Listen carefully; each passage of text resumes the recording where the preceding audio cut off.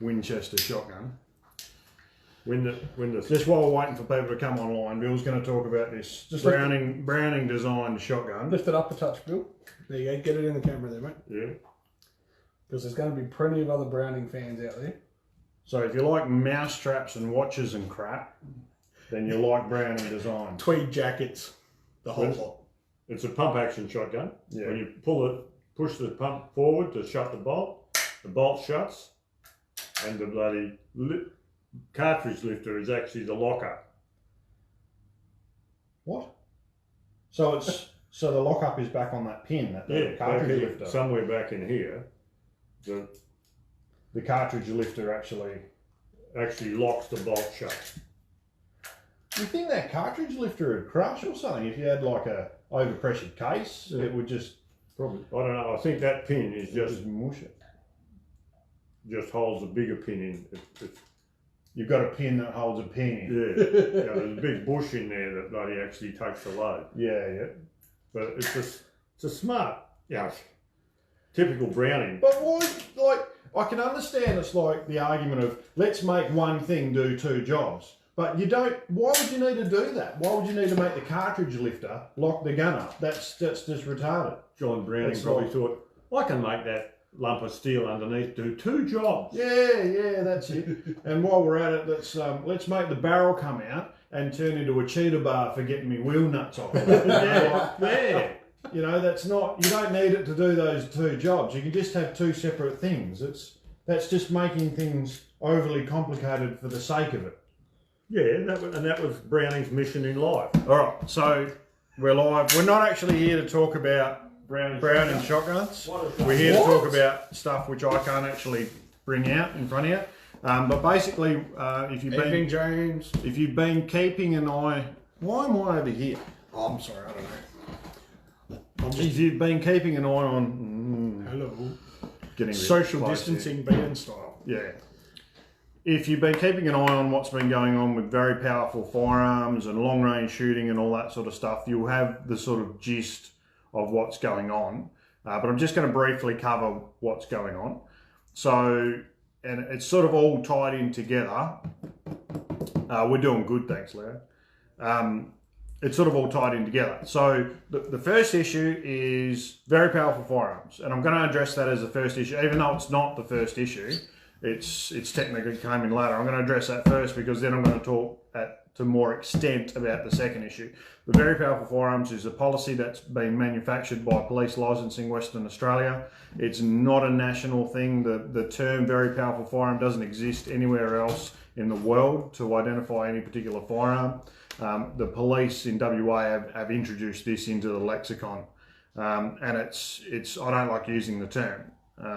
But I have to because otherwise you don't know what I'm talking about. But whenever I say VPF, I'll just use a really sarcastic VPF, not VPF type, like that. You know, very powerful firearm. I'll just use the full term, very powerful firearm. I won't abbreviate it like the police do.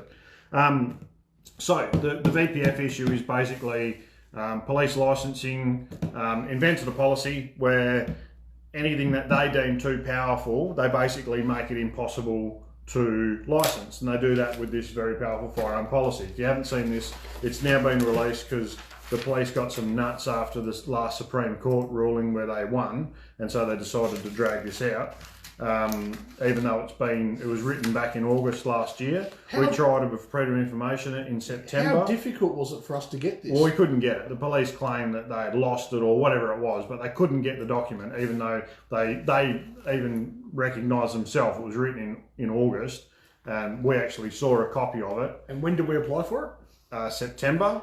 And so somewhere between August and September, they'd managed to lose it or archive it off all the things. Well, in December, I after the Freedom of Information thing fell through, I said, right, I want an internal review, and they found it in less than a week.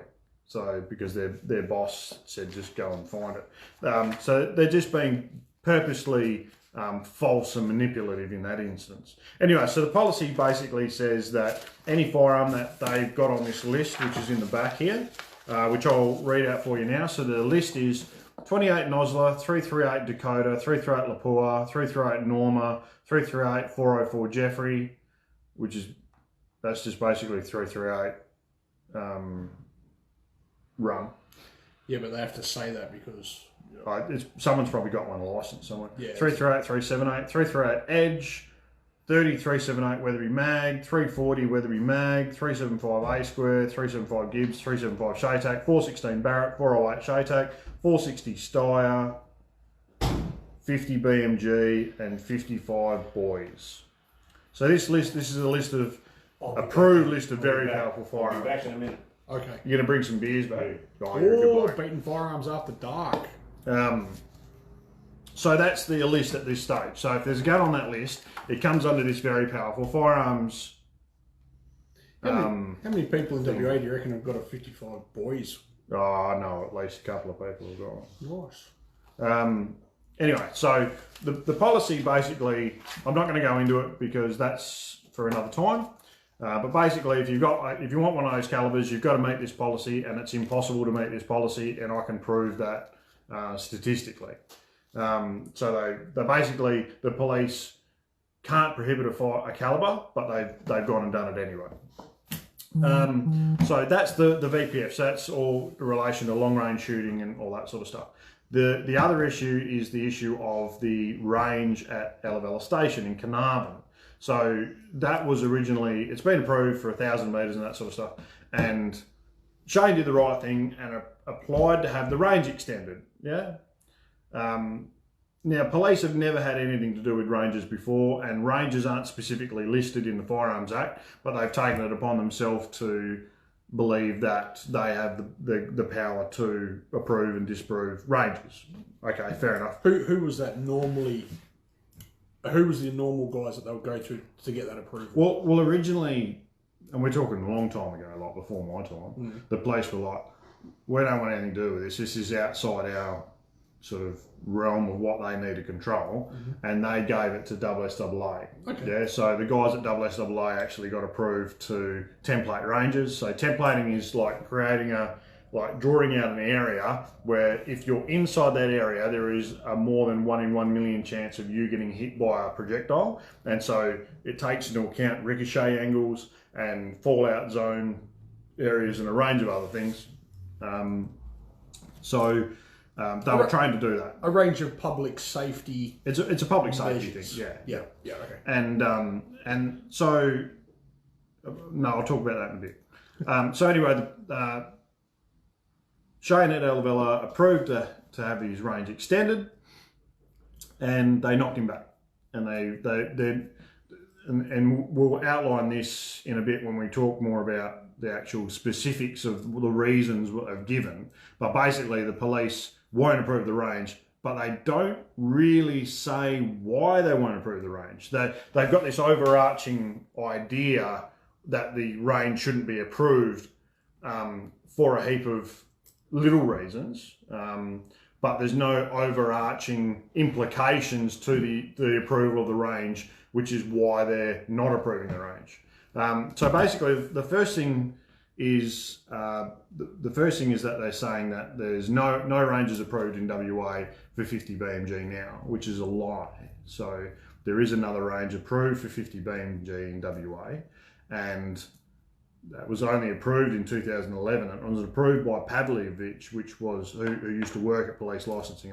He's not there now, but there was an approval granted. So that's an out-and-out lie from the start. The other reason they say that there's no precedent for this is that there's no international competition more than 1,000 metres. And I'm not sure if that's just pure ignorance or naivety, but basically it's not hard to find the King of 2 Mile, which is a world championship event, is quite a popular event in the US. And obviously we would like to compete in that sort of stuff in Australia, and the police are getting around that. They're objecting to that. One of the other things that they're quoting is the National Firearms Agreement, and specifically where it says in the National Firearms Agreement that it's designed for there to be a national approach towards firearm regulation. So it seems kind of weird that they're quoting that and at the same time going against the grain of all the other states and taking it upon themselves to create new policy, new restrictions, and and that sort of stuff when people are trying to do the right thing. So they're the main points for and against their arguments. But there just seems to be a real implicit bias in the document. I don't know what you think about it, Trent. Oh, absolutely. Have you read it? Or? Yeah, I have. Yep. So the document that we're talking about is that Shane's been sent a letter from the police licensing's solicitors, so from the state solicitor's office, outlining their argument against why his range should be approved. So if you don't know, it went to the SAT and Shane won.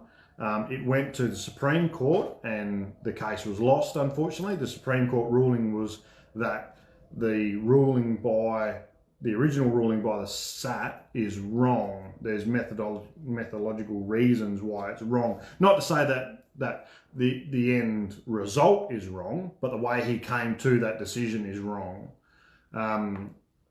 And now it's going, so the decision has been sent back to SAT to review by a different board. So that's what this solicitor's letter is in reference to. It's about the case in SAT. And so that's what we read today. I can't read from it verbatim. Shane's asked me not to, but we have read it and we've got the general idea of what it is that the police would like to do. But anyway, sorry, I took it away from you. What I basically, from what I read, it's taking a shot basically at an easy target such as shooters. They're saying that there's no sport that needs you to shoot any more than 1,000 meters, which they're quite clearly wrong in that regard. In my opinion, it's like they've just picked a certain section of our sport and said that doesn't exist. We're going to pretend like it doesn't so that we can basically, in the interest of public safety, stop you from doing it. You don't need those marksmanship skills. You don't need to, practice that or compete in that because we don't want you to do it. For me, it was like saying, well, we're going to say, we're going to close Barbagallo down for drifting because in reality, you don't need to drift on the streets. So why would you need to learn that skill set? Yeah. You don't need to race. No one races at Bathurst, so we're going to take away V8 cars, powered cars, and any training that you can do in it at any other place, because the normal person doesn't need those skills. Well, it doesn't matter whether you need them. People enjoy doing different things. We all enjoy different sports. We all enjoy different pastimes, and we all have different. I don't know. I'm actually lost for words. We've got different interests. That's for sure. And long range shooting doesn't interest everyone. Unfortunately for us, long range shooting interests us, but they're not going out and stopping boxing gyms. People learning jiu-jitsu and karate and things like that, which are all skills that they use for a sport that they're allowed to compete in. That they can quite easily use in the public forum. That's not to stop just because they're they're trained in doing jiu-jitsu or boxing or anything like that. That doesn't stop them from going to the pub, getting on the piss and then snotting somebody.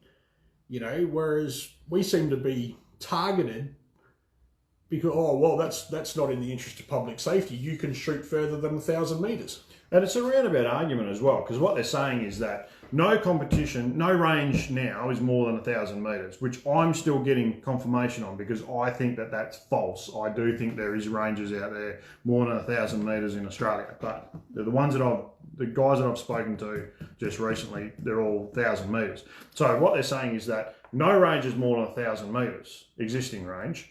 So no competitions are shot more than 1,000 metres. So there's no reason to have a range more than 1,000 metres. You see what I'm saying? So they're saying we're not going to approve a range more than 1,000 metres to shoot a competition that's not getting shot now. So and I made this reference before.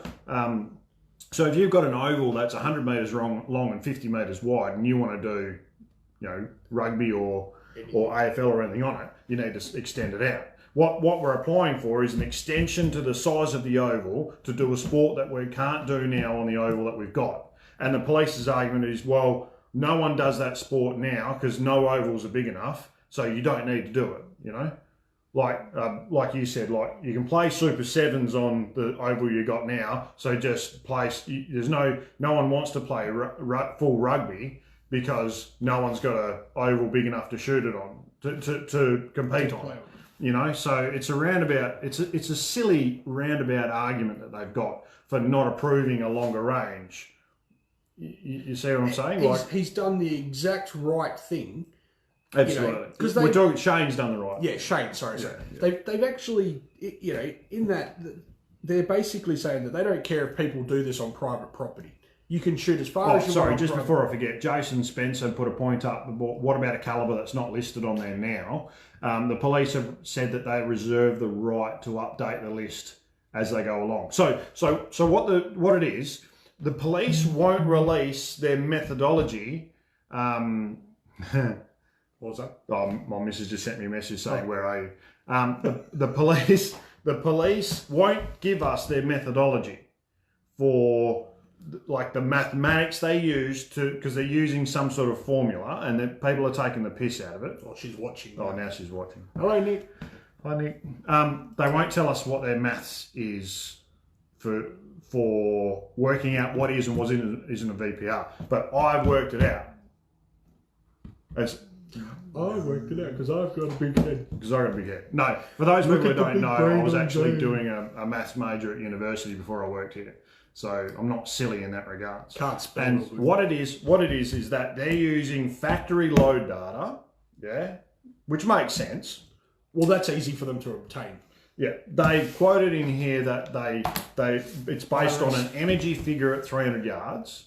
Now that's not a very good way to decide. Like, it's a very arbitrary figure, and it's not a very good way to decide on what a VPF is. But I'll have a crack at that again differently in a sec. I'll tell you what. So at 300 meters, it's the retained energy of a 300 Win Mag cartridge firing what I think is, based on the energy figures, a 165 grain projectile. Yeah. So if whatever you're applying for has more energy than a 300 Win Mag firing that sort of projectile retained energy at 300 meters, then it's a VPF. Yeah. If you've got less energy, then it's not a VPF. And the reason I've come to that decision through a lot of mathematics and Excel spreadsheets and shit. But basically, if you have a look at the list, you'll see that. You forgot to do it in a silly voice too. VPF. So you'll see that 28 nozzler is on the list. Now, this is a relatively new cartridge, and it functions at like 62,500 PSI with new powders and develops just more, it's about 5% more energy than a 300 Win Mag with a 165 grainer does at 300 yards. But 7mm Rem Ultra Mag, which there's plenty of them licensed in WA, it's not on the list because the factory load data is less than a 28 nozzler. It develops slightly less energy than a 300 Win Mag. So you can see that there's a lot of holes and problems with this. The police have also, like 300 Norma Mag's not on the list, but that's because the police claim that no one's got one licensed in WA, which is also wrong because we know at least a couple of people who've got them licensed. So clearly their database is terrible. But yeah, so that's what it is. If you want to know whether your gun's a VPF or not, it is the retained energy with 300. I think it's from memory, it's just short. It's like 1,960 foot-pounds of energy at 300 meters. Okay. Should also add that it does say in there that it's not to the exclusion of, and they can also add to that list. Yeah, and I'll add to that list later on. Yeah. But we've had two calibers approved since, yeah? So we've had the 7mm Punchy, which is the 300 PRC case, neck down to 7mm, and it develops just less than 300 Win Mag energy at 300 meters, so it's just a little bit less grunt than 28 nozzler, and it's approved, yeah? So it's not a VPF. So yeah, so that's what is and isn't a VPF. So that was Jason's question. But sorry, I interrupted you. I don't even know where we were now. That was outstanding, to be honest. So basically, the police have put through some arguments in regards to why the range shouldn't be extended up at Shane's. And you're pointing out that he's doing the right thing. Absolutely. Because the police have identified that you, as a recreational shooter, can go out on land and shoot recreationally. You don't have to hunt. And it doesn't have to be a club or anything like that. It's just anywhere you've got approval to shoot. You can go on that range, on that property, and you can shoot 1,000, 2,000 metres, whatever you want to do. And they can't stop you from doing that. What they can do is stop Shane from doing it, like, regulated. Well, and how is there any less public safety issue with that? If you've got a regulated range, how is that there's more public safety issue to that than what there is for someone going out and doing it off their own back on just a flat bit of land on a property? That's right. Say I'm running with a 300 Win Mag or something like that, and I choose to go and shoot at a mate's property in 2J. These beers are taking a while to get in. Yeah, you must be cooling them. If that's what I want to do, and it's private land, I can do that. That's no problems at all. But what if that land is only 500-600 acres or 1,000 acres? You know, it's got no fallout. It's up to me as the shooter and as the licensed owner of that firearm to make sure that that projectile doesn't go anywhere that's unsafe. They're not confiscating 338s yet, sorry, Eric. They're just banning the licensing of them. But, sorry. Yeah, Shane's done the right thing. He wanted to run a competition, the King of 2 Mile, up at his... Which is a world championships, which is what's prescribed in the Act. You have to, the competition has to have a world championships associated to it, so it has that. Yep. That's a tick. And they've gone under the interest of public safety that, you know, he can't extend the range. He's not building a new range. What chicks did you get? He's not, you know, asking for public land. He's not doing anything. This is all on his land. He's asking just to extend the range that's already templated for that distance. Your pen, bro. Oh, sweet. And they've knocked him back. I mean, he's done the right thing. The right thing. And has got absolutely nowhere. You know? Yeah, exactly. It is in the middle of the nowhere. And it's 190-odd thousand acres. So, where's the thought process behind it? I don't understand it. You know, they just want us to shoot short range and use smaller calibers and smaller targets to essentially replicate. They said it's the same way of developing your marksmanship skills is to shoot shorter range with lower powered firearms at smaller targets. And that represents a huge naivety in regards to the skill sets required for long range shooting. It's just such a nonsense. Like it's an argument that on the face of it, to someone who doesn't know anything about shooting, it seems sensible. But to anyone who knows anything, it takes a huge amount of effort to outline why that's such a stupid statement. Yeah. Matt, a VPF is a very powerful firearm. And for those people who just joined, it's anything that develops more energy than a 300 Win Mag at 300 yards. Coronavirus, guys. Coronavirus. Who's looking up your dress? So that's the arguments. So the police are knocking back Ella Station's approval for a 3,500 metre range. They're not taking they're quoting the Firearms Act and the National Firearms Act agreement, and yet they're not taking a national approach because they're going against whatever other states doing. They're quoting the legislation that gives them the power to, which doesn't prescribe them the power to approve or disapprove ranges. It's just implied.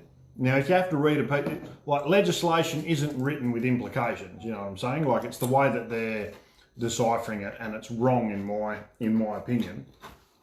There's no safety issue associated to it because we were talking about range templating before, which is where a bullet can land. You've got more than 1 in 1 million chance of getting hit. Now, if you're shooting at a target 1,000 metres away and you miss with like a 308 or whatever, then the fallout zone is roughly 4.5, 4.5, 4.6 kilometres. If the targets are 100 metres away, the fallout zone is still 4.6 kilometres. If the target's 2,000 metres away, the fallout zone is still 4.6 kilometres. It doesn't change where the targets are. So if you're shooting a 50 BMG on Shane's range and you're shooting at 1,000 metres, the fallout zone will be like 5.5k, 5.8k or something like that.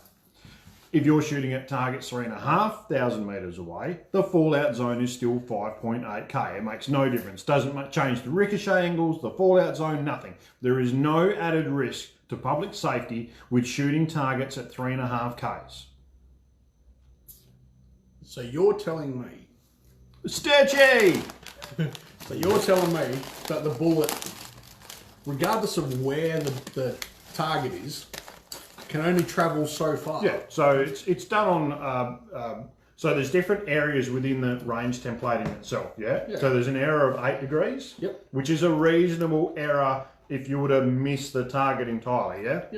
Then there's an error angle of 28 degrees, which is where the bullets will land if, like, that's the furthest distance it'll travel if you aim at 28, between 28 and 32 degrees, depending on atmospherics and wind and shit. That's where the bullet will go. So, and it doesn't change where the butts are. So it doesn't matter where the target is on that range; it can still only travel that far. That's right. So there's no risk to public safety associated with putting targets out further. Is anybody else's mind blown by that? Because it's clearly blown the mind of the police. So, but the problem is like I said, they've outlined all these reasons they object. So they object to shooting more than 1,000 metres because no one does it now. They've objected to it because there's no national titles, even though there is. They're objecting to it because no competitions are shot. Like, you need a VPF to shoot more than 1,000 metres, even though he does it with his 6mm all the time. Like, there's so many contradictions in that. But what they're not outlining is what their reason is to restrict it. Like, they're not actually quoting public safety anymore in this document that I can see.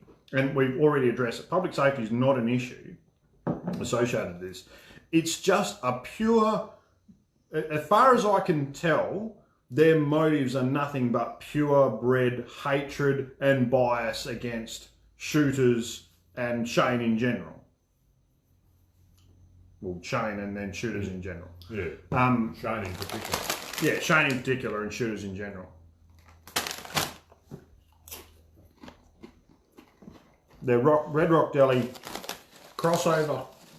Lithgow every time, Darren. Lithgow crossover.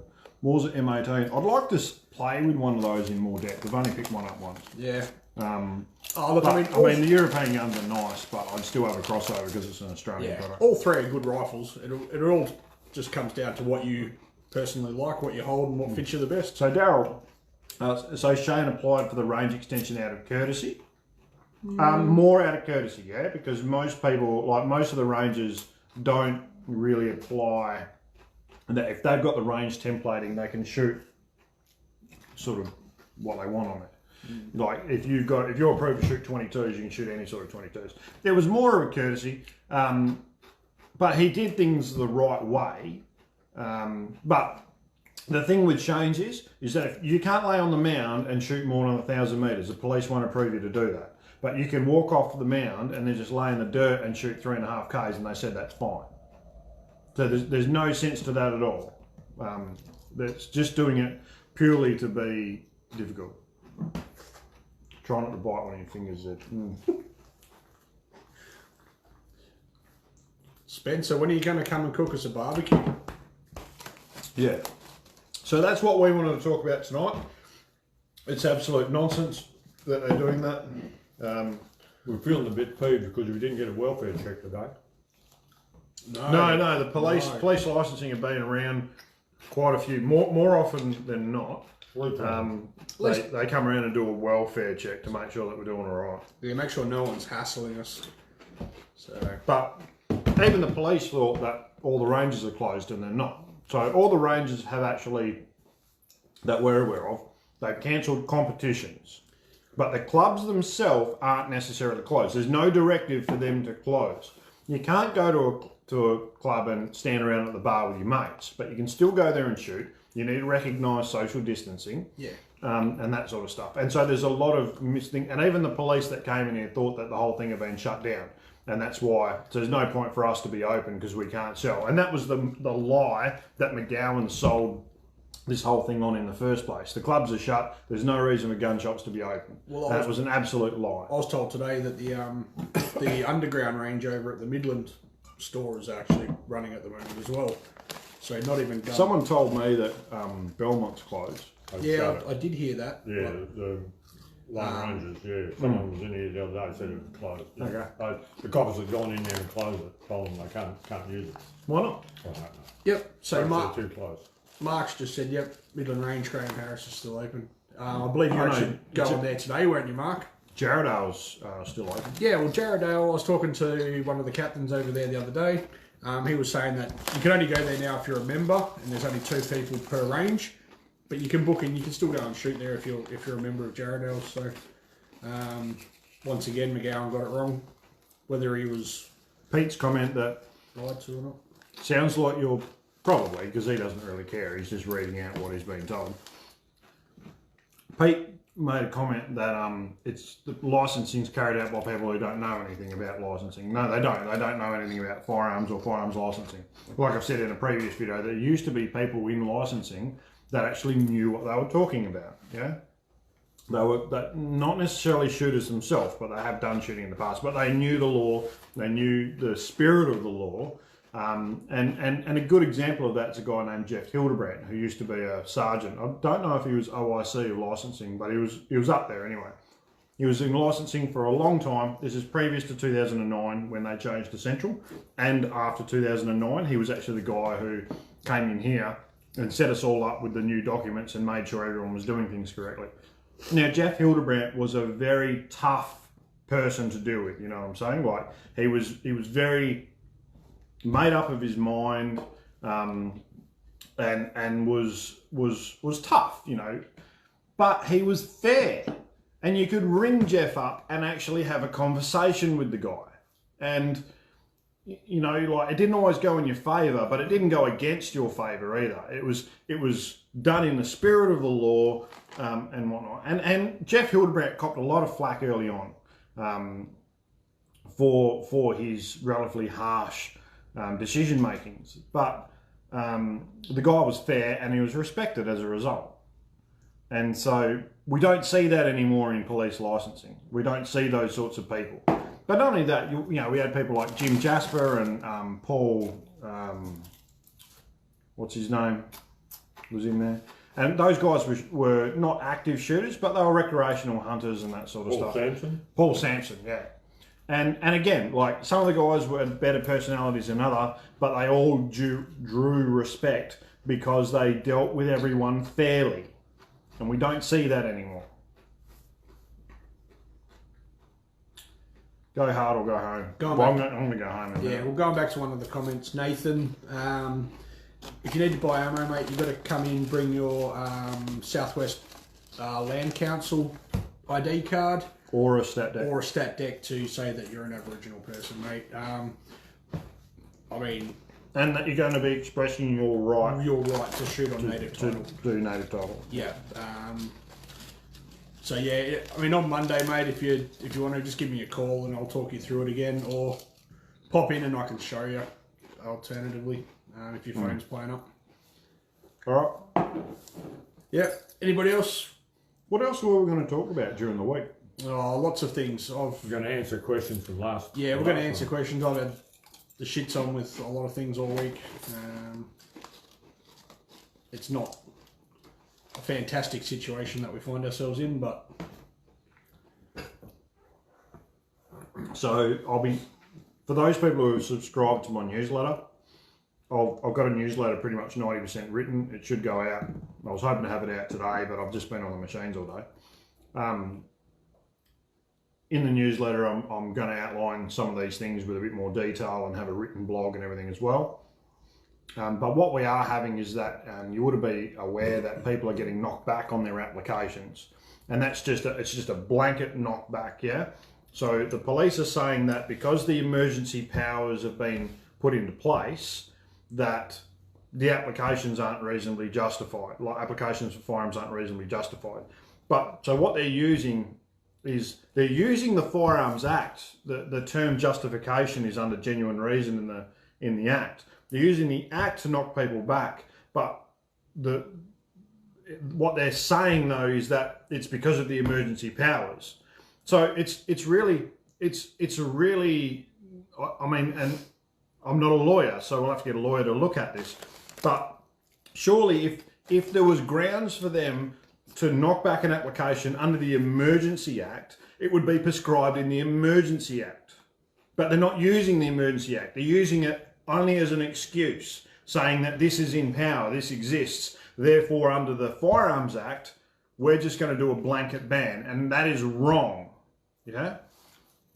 It doesn't make sense to me. It seems very wrong. It seems very unfair. It seems that police licensing are doing this almost maliciously, like they're going out of their way to not even consider the applications and just blanket knock them back. So if you are in one of the situation where you're one of these people who have been knocked back, we have been told that we have been told that if you get knocked back, it's not going to affect the application if you make another application after this all goes over. But what we are asking is people who've bought guns from us, if you get knocked back for your application, we are obliged to give people refunds if they ask for them. But we are asking people not to ask for a refund, just to wait a couple of weeks, and this will probably be all over, and then they can reapply and we'll help them reapply and that sort of stuff. The problem we've got is that we're trying now to minimise our expenses as much as possible, and that's to keep the business going. So that's why we're still here in a few weeks. If we're giving refunds to people, that money is coming out of revenue that we would be using to pay what expenses we've got now. So our wages and that sort of stuff, and to keep the lights on and to keep us going until this all blows over. So we ask people not to, if you can, hold out until this is over, and we'll help you reapply for your license. I haven't read. Are you reading that? Oh, I'm trying to. That's a bunch of times within our regional area. We obviously can't have ammunition. We can technically. What does that say? Oh, well, what the fuck are you doing? Oh, I don't know. I need to see more, but it won't see. No, it's not letting us read the rest of you. Sorry, ballistic feral control.